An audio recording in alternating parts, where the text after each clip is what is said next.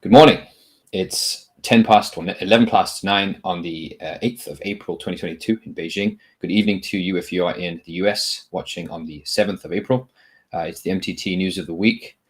This week we don't have Jin with us. I don't think so. I've been struggling to contact him. But we also had some technical issues last week with our account, with the streaming service we had. So apologies for not being here last week. But we're back. And of course, we will be continuing with the news of the week. We're going to try a different format today. We've compiled a bunch of different streams and pieces of information. So aggregating information. You'll also notice that there is a slight drilling above me. My neighbors have decided to start rebuilding their apartment. So if you're watching this and this sound is too difficult, please tell me, and then maybe we'll actually suspend. We'll see how it goes, because it's a bit intermittent. So they're drilling here and there, but let's see how it goes. Hello, Young Tom. Okay, so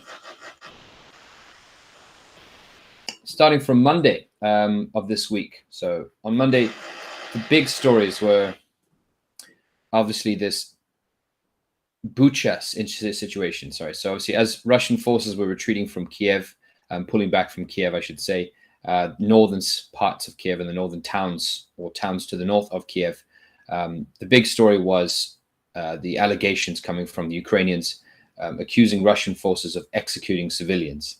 Obviously, the West condemned these apparent atrocities too. That started on Sunday, so last Sunday. Then the discussion, particularly from Western media, was the outrage from these allegations were going to push the EU to impose stricter sanctions on Russian oil and gas. So Germany's defense minister said that in light of the Bucha atrocities, even though at that point they were still just allegations, the bloc should consider banning Russian gas imports. And Lithuania did do that on last Saturday. So, of course, Europe's ongoing energy consumption basically sends about $850 million each day to Russia. But, of course, they do get energy in return. But that just stresses how big of a deal that is. It's a lot of money. It's a lot of energy. Right. So, of course, this was the big story and is the big story. And this has become the, a narrative piece. Bucha, this town, this suburb northwest of Kiev, where apparently, bodies with their hands tied behind their back, apparently have been killed and executed, civilians. The Russians, of course, have said this is fake. It's a Western operation. It's a Ukrainian operation. It's not as it's been depicted by Western sources. So that was the big story from Monday, and then we'll be discussing that as we go along. In terms of let's just see if we've got any comments. Okay, no one's commenting on the sound yet. So yeah, please do tell me if you're watching this and the sound is unbearable. We'll bear this in mind for next time. Hopefully my neighbors will be finished with their homework, their home repairs in the future, or next week, hopefully. So yes, going back to where we were. On Monday, then, there was discussion and reports about the cost of living. So the fact that the cost of the war in Ukraine, and as well as, of course, the effects of Russia and sanctions, was driving up the cost of food. But this is a particular problem for people in East Africa, which is also facing one of the worst droughts it's had in 4 decades. So there have been lots of effects to this war: oil prices, gas prices, and now, of course, food prices too. So that was what was being discussed on Monday, in addition to the Bucha story. In terms of the war on Monday, there were reports, of course, that the fighting was still quite heavy in the south, the southern coastline. Ukraine had then also said that it had taken back a number of the towns near Kiev, to the north of Kiev primarily, as the Russians pulled back and refocused on the east. I think the week before last, we already discussed how that pullback was painted as a retreat from Western media, but from the Russian eyes, or from even from a French analysis, that perhaps the effort to put troops near Kiev was a fix and hold operation to keep the Ukrainian army pinned, to keep large amounts of their units pinned while the bigger effort in Mariupol and Donbass and Luhansk was pulled off. We'll yet to see. So that's obviously still going on right now. Okay. The other thing that this war had an effect on this week, particularly for Europe, was Serbia and Hungary. So there are two elections in Europe happening this week, or happened this week. One in Serbia, one is Hungary. And of course, these are described as Kremlin-friendly leaders by Western perspective. The war, Ukrainian situation, obviously cast a shadow, let's call it a shadow, or cast an effect on the elections there.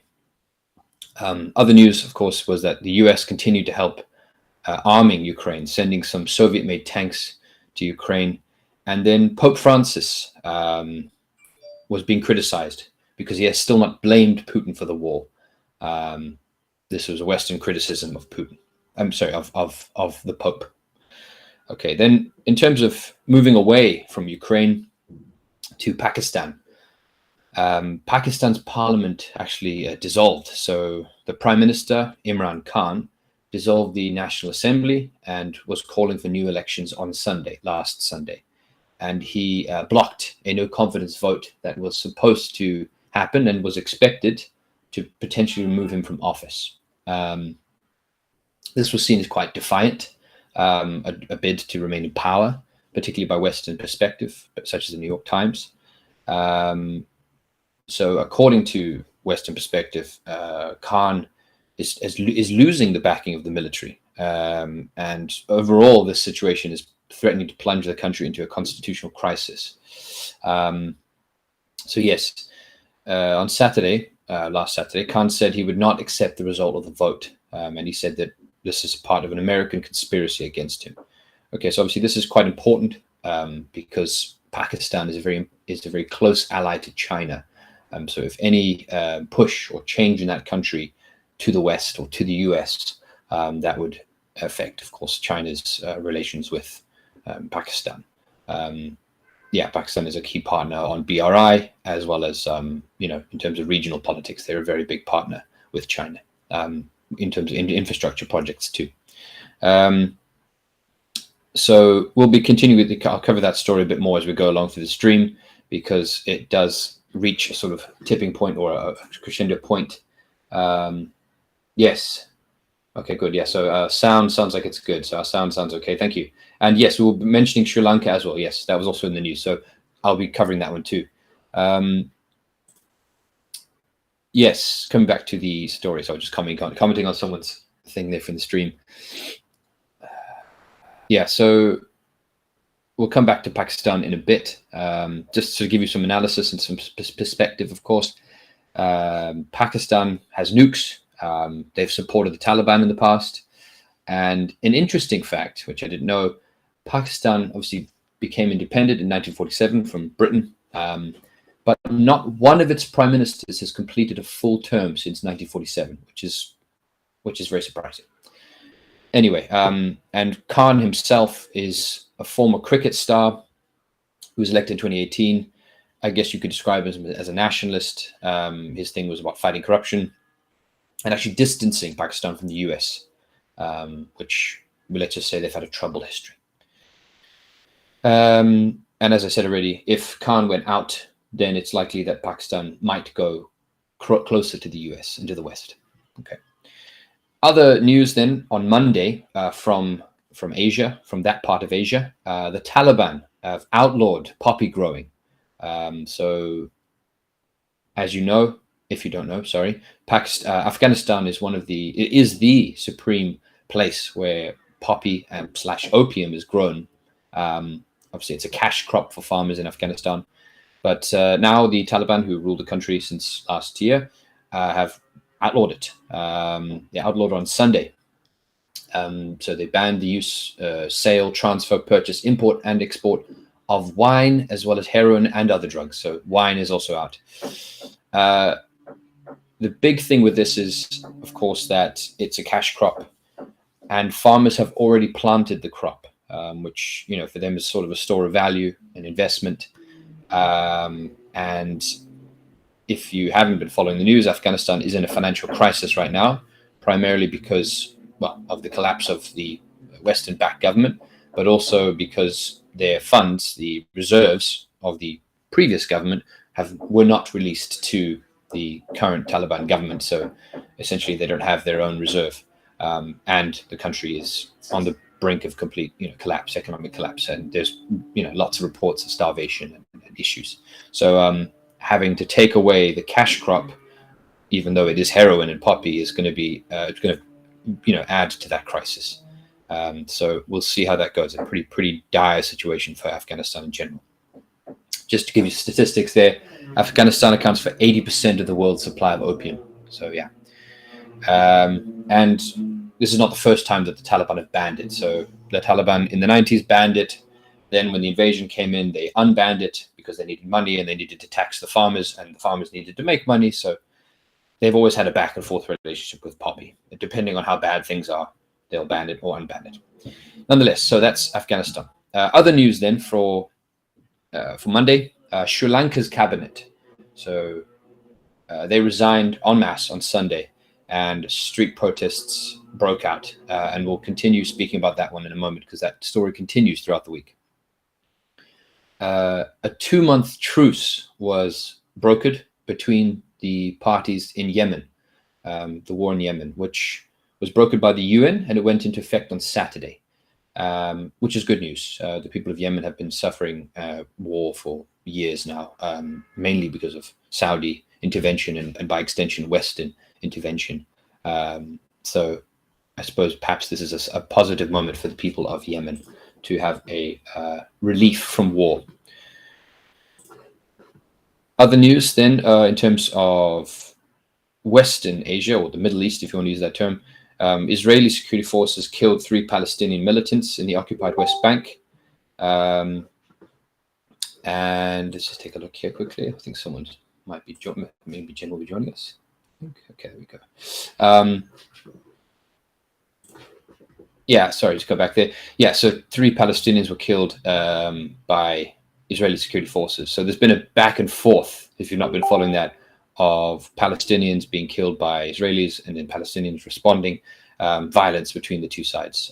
The Israeli apartheid security forces killing Palestinian fighters as well as civilians. Turkey. So if you're not familiar, there was a journalist called Jamal Khashoggi who worked for the Washington Post, a Saudi citizen, but also a US national, who was murdered in the Saudi consulate in Turkey. And of course, there's been an investigation, a trial, and now Turkey is preparing to move the trial for the murdered journalist to Saudi Arabia, which, if you're familiar with Saudi Arabia, effectively means that the case is over. I mean, I doubt that there will be a balanced assessment of what happened in that trial. So that's happened in Turkey. A small story then. After a 5-year delay, the US has sent an Algerian man home from Guantanamo Bay. So a 5-year delay. I'm not sure on how long he's been there in total, but there you go. Still people in Guantanamo Bay rotting away on Cuban soil. Yeah, so leaders of the free world. The good news, though, for Monday, a good story was workers in New York City formed Amazon's first union. This was a pretty nice story. If you follow our stream a few weeks ago, we had Vassal on, who talked about unionization in general and some of the issues with unionization, the fact that the general strike is weakened, permanently, I suppose, because of legislation in Congress. But there are still small efforts, and this is quite a big one for unionization, particularly Starbucks. Starbucks have had a number of unionizations now, but this is the first Amazon outlet or distribution center that's been unionized. If we'll go into the story a bit more in depth next week when we have Jen back. But that was the news for Monday. So that was just Monday, just covered Monday.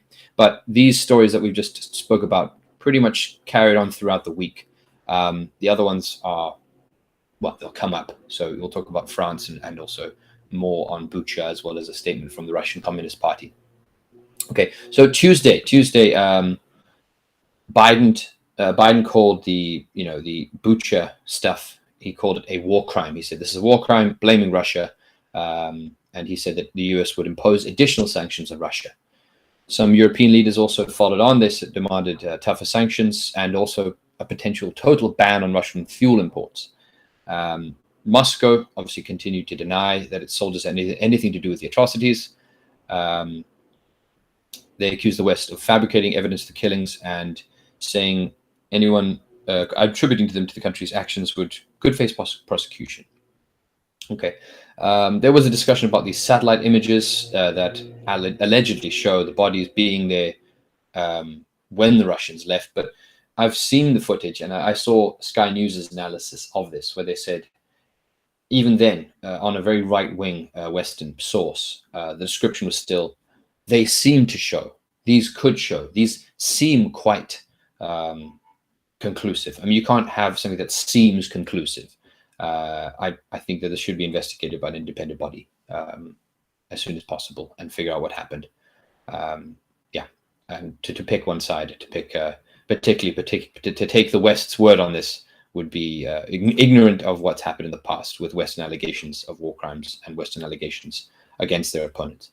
So yeah, nonetheless, in response to this, in a further escalation of the conflict, Germany, France, and Lithuania expelled Russian diplomats.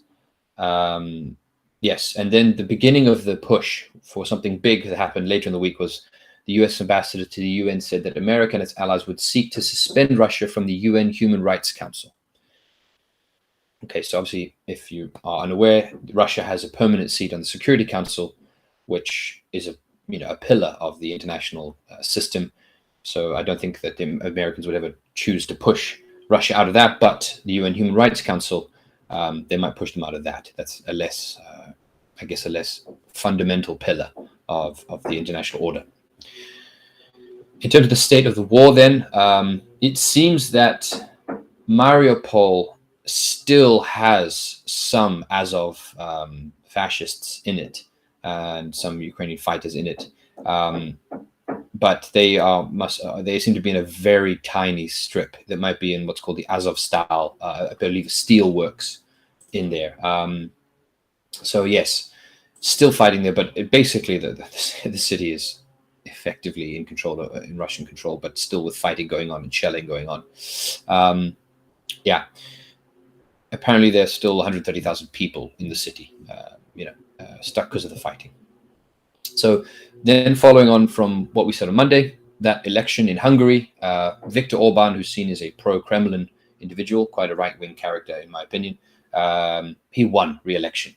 And of course, the president of Serbia, Aleksandar Vučić, also appeared to have won re-election.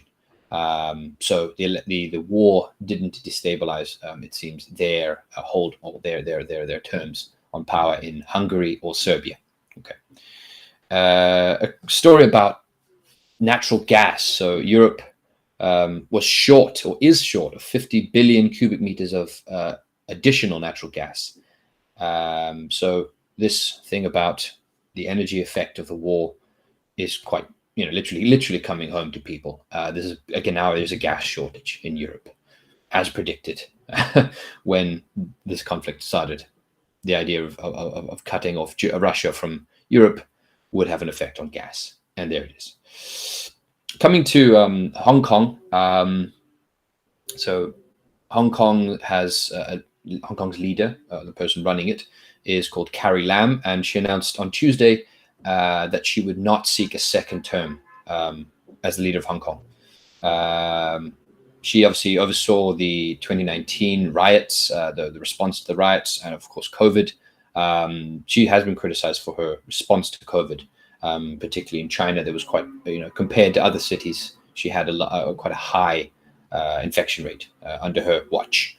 So we'll cover the response to who will take over potentially, which brings us to our Wednesday and Thursday news. Okay, yeah. But yeah, just to give you that statistic, at one point, the city's coronavirus fatality rate was among the highest in the world, largely because older people were unvaccinated, in Hong Kong at least. Okay. Then coming to Pakistan again. So, of course, that story continued throughout the week. The Supreme Court then had to give a verdict on the situation. And, of course, then the court could order the vote of no confidence, jeopardizing Khan's hold of power. The court could rule that Khan's move was unconstitutional but opt out, or they could resolve to restore the dissolved parliament or allow the vote to move forward. Okay, or the court could decline to interfere. Okay, we'll come back to that Khan story in a moment. So I'm just getting a response here from someone. Let's see. Okay, cool. Wonderful. Yes, let's see. Okay, so one of our comments here. Mariupol might have a NATO general in there. Yeah, yes, and also tons of helicopters were sent there for rescue ops. There was also quite a big story about a helicopter shot down in Mariupol, which was holding a lot of commanders, Ukrainian commanders and stuff. In terms of NATO general in there, I mean, if he's in there, he's doing a really bad job. I don't really see the value of holding a strip of what appears to be just the remnants of steelworks in Mariupol. They've clearly lost the fight there. I mean, if they're doing it for attrition, general attrition of the Russian side, then it's a martyrdom operation. But yeah, if you have any more, Yom Tom, on which NATO general, please share it in the chat and we can discuss it and look at it. Yeah. Okay. So coming back to Sri Lanka. Yeah, so with the resignation of the cabinet on Monday, the protests continued and posed obviously a serious threat to what's called the Rajapaksa family, which has what's described by Western media as a dynastic rule. So we'll see what happens with that. But that's been a very big story there. There's lots of protests and a lot of political action taking place in Sri Lanka right now. Coming to France then. France is preparing to vote for its next president. And that election, if I'm not mistaken, is happening this weekend. The big sort of concern is to see where or how well Marine Le Pen does. Marine Le Pen is seen as a far-right candidate, anti-immigrant, I guess a French nationalist, you could call her that. Some might call her a fascist, sure. But I think, to be honest, the biggest story from Tuesday, apart from the ongoings with Carrie Lam, as well as the war, the continuation, and the push to push Russia out of the Human Rights Council, was something a bit left of field. But Elon Musk, obviously, is now Twitter's largest shareholder. So he purchased more shares than anyone else, and he also demanded to be on the board of Twitter. So I listened to the BBC's analysis of this, or their commentary on this, and obviously Elon Musk has enough money to buy Twitter outright, but of course he doesn't want to own it like that. I think that would be too vulgar, perhaps, but he'll be on the board. The BBC correspondent did describe this as saying, this is like an old media baron, from the 19th century, money bags rolling in, buying the newspaper so that it can publish and say nice things about him. They also described him as a free speech absolutist. Okay. Nonetheless, it does sort of underlie the idea that if you have enough money, you can buy yourself a seat on the biggest media outlets and media platforms. And by being on the board, you get to influence the decisions and the policies and perhaps the editorial line of an outlet. So, of course, this is Twitter. Musk now has some sort of voice as to how Twitter is run. So bourgeois press, I don't know if you want to use that term, but yes, we can see that the role that capital plays in controlling information there, I think, if you want to use a Marxist perspective on it. That was Tuesday. Coming to Wednesday. One second, let me just see if there's any comments. Here we go. So this is from Yom Tom, who's in our stream here. So Yom Tom obviously talked about about NATO sending generals into Mariupol. Okay, so they say he's trapped. Yeah, sure. U.S. Lieutenant. So apparently this is rumors that yes, U.S. Lieutenant General Roger Cloutier is trapped with plus minus 4,000 Azov battalion fighters in the Azov-style steelworks in Mariupol. Further rumors are that Cloutier and other NATO officers are in fact hostages of Azov battalion. Okay, well, thank you for that, Yom Tom. I would be fascinated if they catch a U.S. general in command of an Azov battalion. That's not a good. The optics on that is terrible on multiple levels. Firstly, you've got that's a U.S.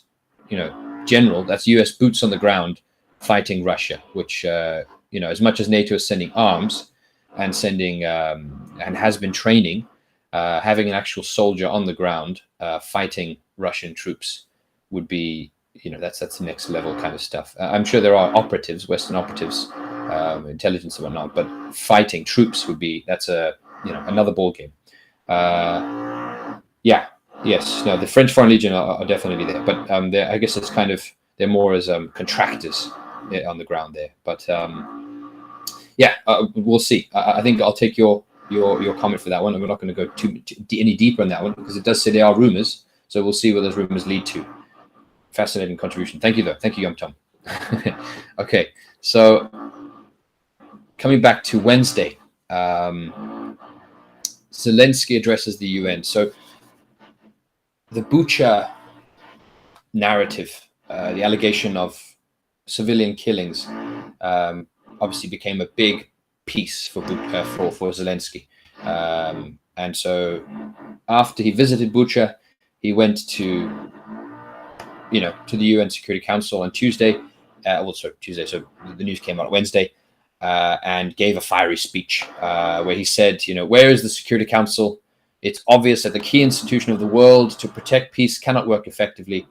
And he said that more than 300 people had been tortured and killed in Bucha. Also allegations of rape and a general lament. He gave a general lament of the Security Council. Of course, that would be what he says. He wants to paint Russia as in the worst possible light. And of course, the Security Council is what's stopping. Well, the Security Council with Russia in it, as it currently is stopping the UN and other forces from being able to intervene more directly in the conflict. So I think it's kind of expected that Zelensky would say this, right? No surprise. Okay. His speech then at the same time came as the EU sort of was moving to ban Russian coal imports, and they were working on banning oil. So that this push for further bans on coal and oil, so the gas and other, the sanctions in general, the SWIFT, all that stuff, this is now another layer. So we're talking about a further cut on Russia, a further severance of the economic relationship with Russia. But again, Germany is extremely reliant on that energy. So to just unplug coal, gas, oil, all of that from Russia, and severing Germany from that, it's just not so easy. You can't just turn it off. You can't just unplug it. Okay. Overall, though, by Wednesday, it's clear then that the war is moving to the east, Donetsk and Luhansk. According to the New York Times, they think that the next pivotal battle might happen in the eastern city of Sloviansk. I've heard other people say Izium. I've heard still people just generally talk about a general encirclement around Donetsk and Luhansk. But that's according to the New York Times. Okay. Anyway.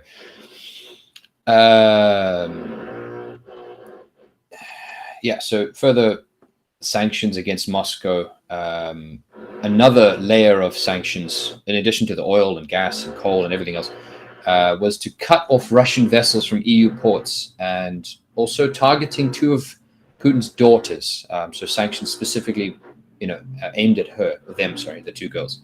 And then the US blocked Russia's access to dollars for bond payments, which of course heightened its risk of default and endangering its international currency reserve. Okay. So I believe later in the week, this resulted in Russia paying in rubles, which had been a big story, big discussion point for a number of weeks. Cool. So then coming on to sort of other developments for that day, Italy and Spain also expelled Russian diplomats in the middle of the week for security concerns. There was hacking story about hackers invading Ukrainian websites and posting fake claims that the military has surrendered. Well, they have surrendered in some parts. That's certainly not untrue. And then Spanish and U.S. authorities seized another yacht owned by a Russian oligarch. Okay. So coming away from Ukraine then for the middle of the week for Wednesday, other developments. A big story, of course, is coming to COVID. Shanghai, Shanghai, a city of 25 million people, is in lockdown, full lockdown. So it's probably the biggest lockdown in the world of a city, at least in terms of cities. Of course, countries would be bigger, but it's been quite tough for the people in Shanghai, and it's really testing the zero COVID response from the government. So one of the stories about this, which has upset a lot of Chinese people, was there's a policy where if a parent or a child is infected with COVID, there's a separation policy depending on who has the virus. And yeah, not a good policy. A lot of people upset about it. So there's lots of outcry and online sort of fury about this policy. But it looks like later in the week, having assessed the effect of this policy and seeing the outcry, the government did change the policy and adjusted it. But yeah, that was quite. It's quite tense in Shanghai right now. People have been home for weeks and unable to go out, and the numbers in Shanghai of new cases are still very high, and by Chinese standards, extremely high. So 10,000 or 13,000 per day, and most of these are asymptomatic. So Omicron and asymptomatic, which is making it extremely difficult to control and try and curtail. On balance, this is like I said, really testing the zero COVID strategy. Yeah. Okay. So moving on from that, we talk a bit more about the French vote. So a big narrative piece on the French election is, of course, how far right wing has France become, and Marine Le Pen is being seen as sort of a marker for that, how much of the vote she'll get.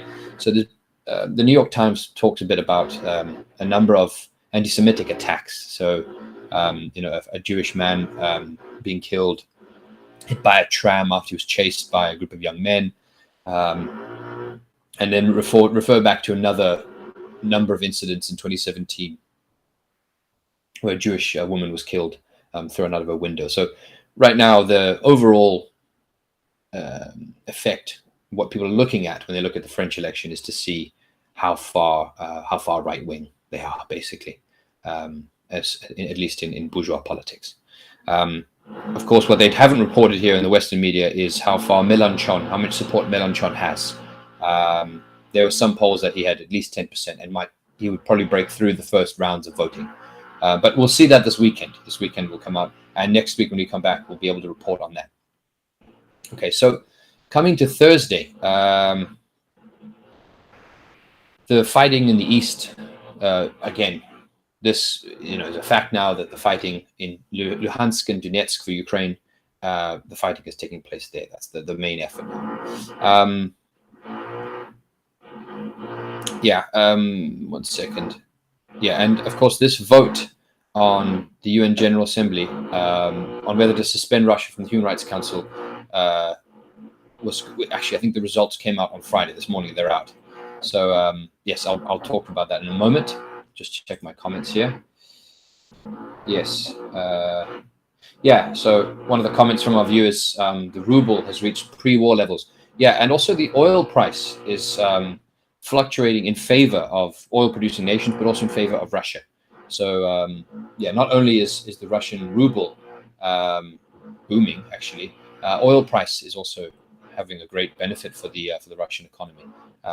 Quite a negative effect, actually, of the intention of trying to cut Russia off and financially hurt them is the price of oil has gone up, so they can't really have the full effect that they want to have. Okay. I'll come back to Ukraine in a moment. So in terms of Asia, there was a story about the fact that the nuclear questions, having nuclear weapons in South Korea, this was being revived, which, they gave up weapons decades ago. But of course, with North Korean tensions, with the China tensions and the US tensions and the new Cold War that we're most likely in, it seems the South Koreans are considering nuclear weapons and the development of them. If you have been following our show, you know that 2 weeks ago, there is a new South Korean leader who is quite right-wing, in some respects described as a bit of a Trump. Okay, but that's what has been reported this week from Western media. In terms of Ukraine, then, just some other bits and bobs. Russia has withdrawn all of its troops from around Kiev and Chernihiv, according to the US. Okay, and then another video did come out of Ukrainian soldiers killing captured Russian troops near Kiev. And we didn't get the chance to report on this last week, but there have been a number of videos of Ukrainians also, or allegedly also committing war crimes. So shooting prisoners in the legs, executing them. So allegations of war crimes are flying around everywhere. So it's quite interesting that the West is very picky over which war crimes they mention, which war crimes they have to omit, sort of, begrudgingly. I hope the sound is still fine. If you're listening right now, I hope that the drilling of my neighbors is still making this bearable. So if it's not, tell me, and then I think we might have to suspend. I don't know. It's not too loud. I don't think it is, at least. We'll see. Just coming back to that. So the video of Russian soldiers being shot in the leg and also other videos of being executed are not being shown as widely as the Bucha incidents. Both of those things would amount to war crimes. And another element to this is that 2,000 Ukrainians so far have made their way to the US-Mexico border in recent days. And if you've been following this, you'll know that there were already awkward moments on the Polish border and on the Polish border with Belarus of the last few months, where if a Belarusian or Ukrainian migrant refugee comes to the border of Poland or to the US in this case, they are being accepted. They're being allowed in because of I'll let you fill in the details of why you think it's the case. But and alongside them, there will be Afghan, Mexican, or other refugees from other countries, and they don't get let in. So I have a feeling that this incident here of Ukrainians on the US-Mexico border might make a few awkward moments for American foreign policy, because I have a feeling that they have a higher chance of being let in than the Mexicans. Yeah. Okay. So just on that thing again, coming back to the rubles. So Russia used rubles to pay about $650 million in dollar-denominated debt obligations. So this was a threat. They said they were going to use rubles to pay for debt, and the debt was in dollars. So this was quite a big slap to the Americans, because of course how dare you pay your debt in a internationalized currency? How dare you not pay in dollars? So the Russians did do that. So we've been seeing some great economic stories coming out of this conflict in terms of shaking the international financial system, the imperialist dominated financial system. Coming back to Hong Kong. So I mentioned that on Monday and Tuesday, Carrie Lam announced that she would not seek her next term. So on Thursday, it came out who the next guy might be, or the next person might be. John Lee. So he's expected to be Beijing's choice. Carrie Lam, she's from the Hong Kong Civil Service. That's her background. But Lee, the potential new guy, spent his career in the security services. So police, prisons, fire departments, immigration, before he became the security secretary. So he's also less of a business person. He has less business contacts than previous leaders of Hong Kong. So he is putting his name forward, and it seems that he's a likely candidate for Hong Kong. Okay. In Israel, there was a crisis, parliamentary crisis, after Idit Silman. So she's the de facto whip. She quit the coalition government on Wednesday. So if you're not familiar with politics, parliamentary politics, the whip is in charge of making sure that the party votes in line in parliament. So making sure that people vote for the motions that the party wants them to vote for, because they are, individual parliamentarians who represent a party, but they still need to be told to vote, and they can also, not vote. Anyway, to have the whip resign is a pretty bad situation. It means that the mechanisms for controlling the party in parliament are weakened. And if you haven't been following, coalition governments in Israel have been a disaster in terms of trying to form them. They take months to form, and there's been lots of rounds of negotiation, which ended last year when what's his name gone? Netanyahu went out and the new guy came in. So we'll see what happens. That looks like Israeli politics is going to be in turmoil soon. Then coming forward to a big story for communists and particularly for African socialists. The military tribunal in Burkina Faso convicted the former president of that country for his role in the 1987 assassination of Thomas Sankara. So perhaps some justice has been served for the murder of Sankara. So we can have some good news about that. It's a shame that perhaps the French role in the murder of Sankara is probably not going to be as sadly, we can't put the French imperialists on trial yet, but maybe it's a step in the right direction. So nonetheless, that's happened. Conviction of that former president and for the assassination of Sankara. Okay, so coming to Friday. Obviously, for the news of the week, we do have to go by the format of the week. So this is our new format. So tell us if this format has worked for you or not. The UN did vote to suspend Russia from the Human Rights Council on last night. The news came out on Friday morning, of course, leading Russia to withdraw. China obviously opposed the measure, but that happened. It happened. So Russia has been suspended from the Human Rights Council. If I'm not mistaken, though, I believe Saudi Arabia is on that Human Rights Council. So I don't ever feel like it was that much of a Human Rights Council. But nonetheless, that's happened. This motion for banning Russian coal hasn't happened yet. It's still being pushed. So we'll see probably by next week when we speak on Friday or when we broadcast on Friday what the conclusion of that will be. But it has not happened yet.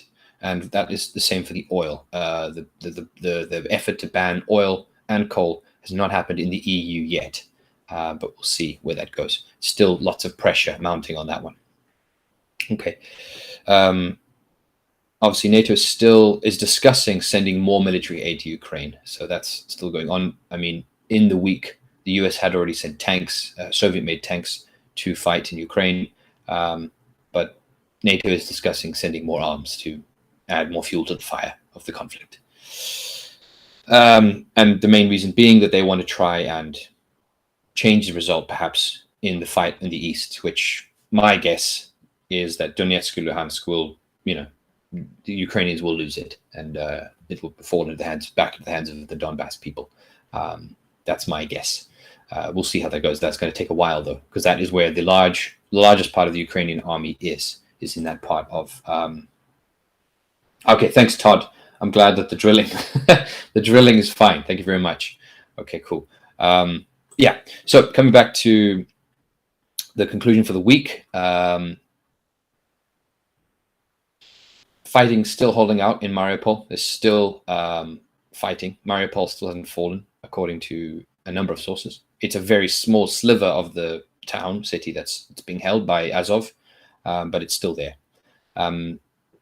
Imran Khan in Pakistan,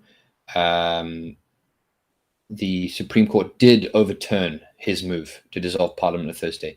So they have set the stage for a no-confidence vote on Saturday. So the no-confidence vote for Imran Khan will happen on Saturday. The expectation is it will remove him from office, which means that Pakistani politics is going to be thrown up into the air, potentially a push to the US or for a more US-friendly government. We'll see what happens. But the vote is going to happen. A fallout from that, of course, is the rupee did sink to a record low on Thursday, as you'd expect, political turmoil, right?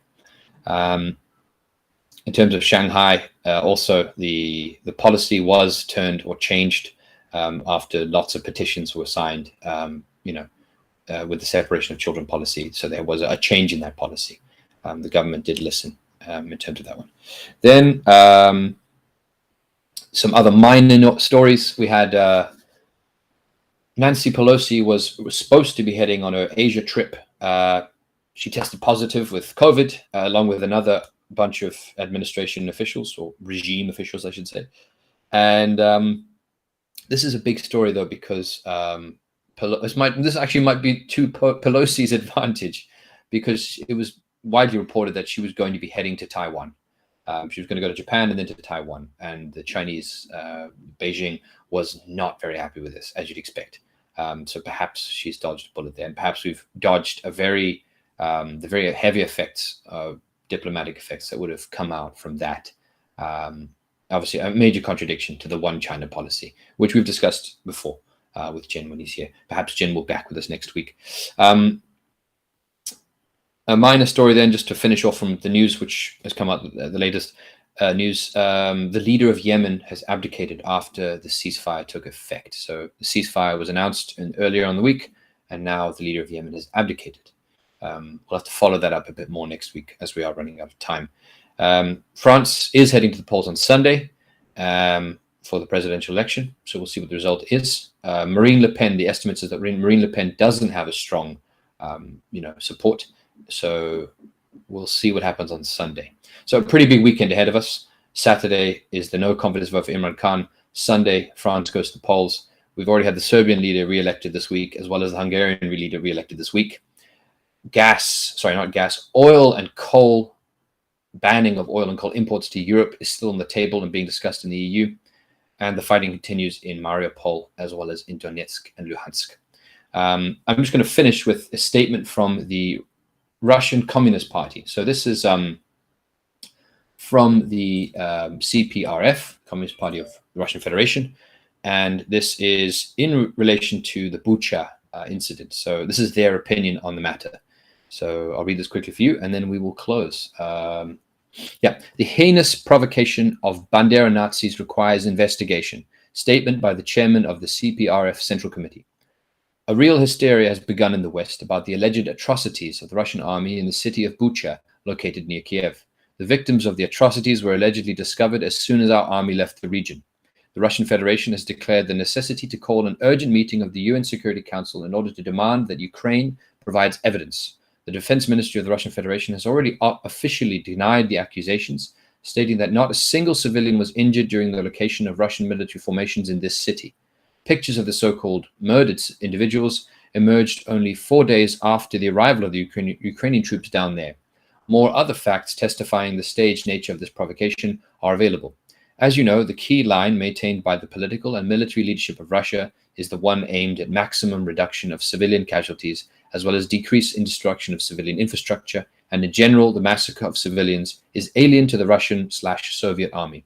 Even after invasion of the territory of Nazi Germany in 1944-45 happened, after monstrous atrocities committed by fascists in the USSR, the Red Army troops were given a strict order to prevent from revenge to the civilian population, and this order was rigorously implemented. On the contrary, the armed forces of the United States and other NATO countries have become famous for terrible reprisals. Simply recall Hiroshima and Nagasaki, peaceful cities where the United States destroyed hundreds of thousands of Japanese by using nuclear weapons. The bloody trail has been following Americans since Korea, Vietnam, Yugoslavia, Iraq, Syria, and Libya, like a part of countries where Americans are personally guilty of massacres or committed them by the hands of their local hires. Bloody provocations look like the trademark of US imperialism. It's quite sufficient to recall the incident in Racak in Kosovo, when 34 dead militants of the terrorist KLA were presented as civilians killed by the Yugoslav military. Later, independent Finnish experts refuted this statement, but the job had already been done. The incident in Racak appeared to be justification of NATO intervention against Yugoslavia. During 78 days of merciless bombardment of peaceful cities, thousands of people were killed or injured, and more than $100 billion of damage was caused. It is absolutely clear that the statements about the atrocities of the Russian army are part of the information war of the United States and its allies against Russia, used as a reason to support neo-Nazis. Current pro-NATO Ukrainian elite is capable of more than such provocations. The whole world looks with horror at neo-Nazis in Ukraine using civilians as live shields. Capturing of several hostages by terrorists in the West is always being presented as a terrible crime. Meanwhile, dozens of cities and towns have been turned into hostages in Ukraine, whose residents are not allowed by local Nazis to leave the areas of hostilities.